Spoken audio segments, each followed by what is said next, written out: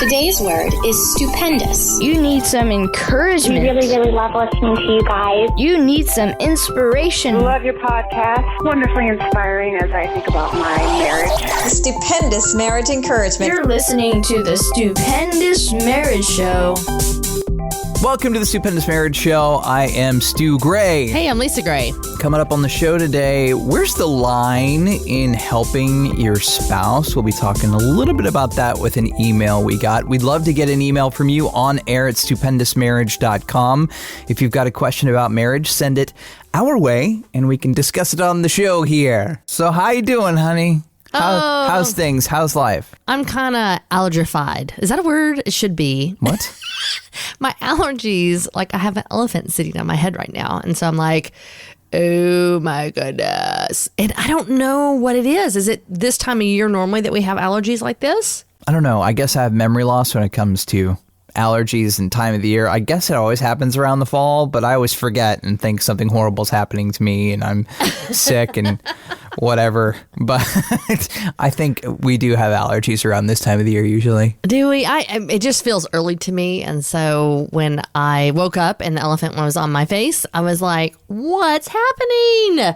And he won't leave. I keep telling him to leave and he won't leave. And I don't know how people don't have allergies. Like I've heard of people who like, yeah, nothing bothers me. I feel like everybody I know has allergies, and I don't think it was that way when I was a kid. Or we didn't talk about it or focus on it as much.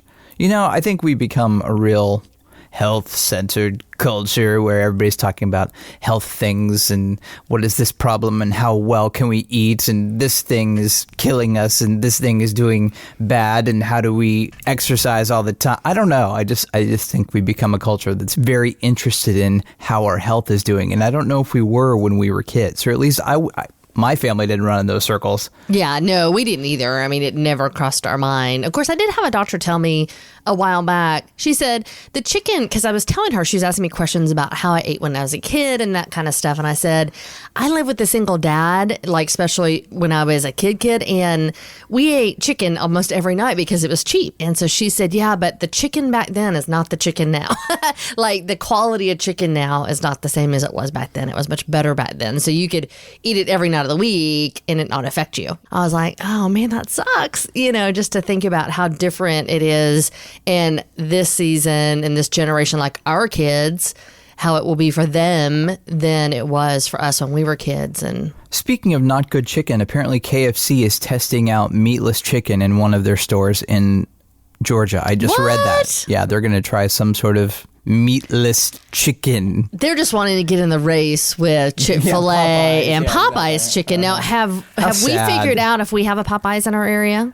There are a couple around, but none like near us. Yeah, and then they're supposedly running out of chicken or something. Yeah, they've stopped. They said they're out. So they're going to bring it back full time, but their limited engagement, they have said that they're done. Wow. No, I wish I would have gone now. I mean, I heard there were lines forever. I don't know if that's the case. Get behind me, Satan. I love Chick-fil-A and everything it stands for. Unfortunately, their chicken doesn't agree with me anymore. And it makes me really sad. It really does. I don't know what it is. This is all about the chicken today. It is. I don't know. Anyway, so yes, that is definitely the world we're running into versus what we were many, many years ago. Let's get to our email. We'll do that coming up next.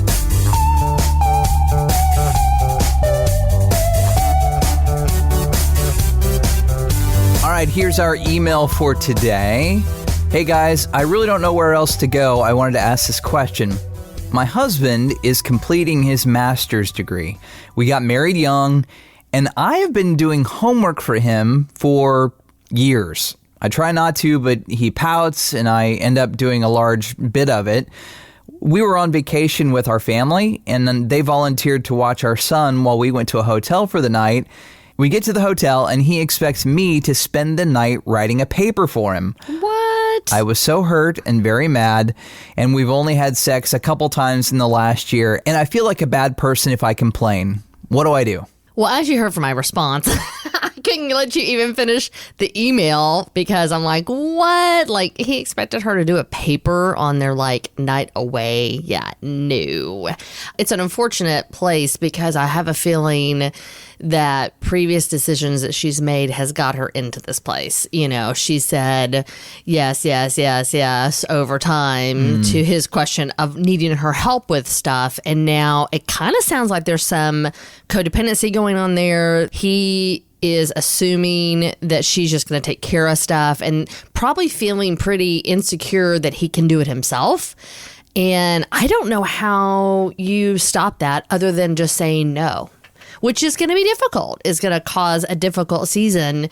But saying no and setting a boundary for yourself and saying, hey, look, I am so sorry. I messed up because years ago when you asked me, I should have said no. I should have said, babe, this is your degree. This is your thing. You need to do the work. And I didn't. And now I need to, so that he can really, first of all, earn his degree, right? Because all these things that she's doing are things that he's not learning because she's doing it for him.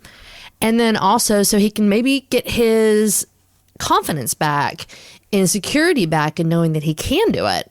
That's what I was going to say. I was going to say he's not getting a master's degree. She is, because she's doing all the work. That's not going to be helpful. Whatever gig he's going into and he needs a master's degree for, he's not going to know any of the stuff if she's doing all the work for him. That's a big problem. Unfortunately, I have some experience with this. And I got into college by my mom writing a paper for me. Oh, honey, I didn't know that. Yeah. Dun, dun, dun. That's a horrible thing. But I applied to tons and tons of colleges, and she decided that she wanted to help me write the application letter or whatever. And people are getting in trouble for all this sort of like getting into college stuff now. There are cases, there are parents that are, bribing colleges and getting scholarships and all the sort of stuff that they don't need to be getting. And parents are going to jail for this sort of stuff. Oh, my gosh. Not that you're doing anything illegal. You're trying to stand by your husband. You're trying to help him and move him in the right direction. But it's gone beyond that line of help into enabling and not emasculating, but I mean, he needs to do the work. If he's getting the degree, in my mind, that's what makes sense. And I think the only way to heal this thing is to rip the Band-Aid off and just say, you stop, and have him step up and do the work and you not do it anymore. You need to be expressing yourself also if you're feeling neglected sexually. You're doing the work and he's still not paying attention to you and you're not being intimate together. So wait. So you're saying if she was doing the work, but he was like taking care of her, you know what I mean? Like in the bedroom, that you would be okay with it? Is that what you're saying? That's not what I said. Oh, okay. Not what I meant.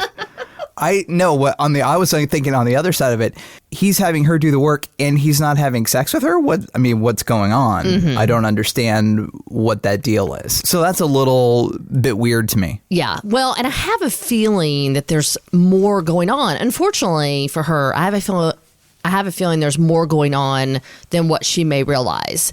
If he is not wanting to be close to her intimately, which is a way that a lot of men receive love. Now, that's not the only way they receive love, but that's a lot of the way that some men receive love. And he's not wanting to be intimate with her, and he's not wanting to step up and do the work for his master's degree. What else is going on?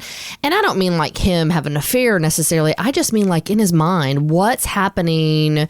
What is making him feel like, one, he can't do it himself? Mm-hmm. He has come to rely on her to handle that, and then make him not want to feel physically connected with her. Like, what is happening in there? Has he moved her to the wrong seat in the bus, from, in his mind, his wife to somebody who's just taking care of the kids and doing his homework? Like, does that make sense? Mm-hmm. So it's like, what else is going on a deeper level? And I don't think you figure that out until you confront him, unfortunately, and you say, hey, hold up. I love you. I'm worried about you. I made these choices back here that were probably incorrect in saying yes to doing the work for you. And now I need to stop. And I'm also worried about you. Like, what's happening that were not able to be together intimately. And I know in the email it said they had kids. Right. So obviously they've had sex.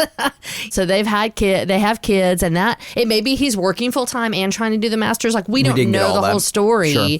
But at the same time, what we're hearing, there's something going on that's not good for anybody. And just for the record, I did all the work for myself when I went to college.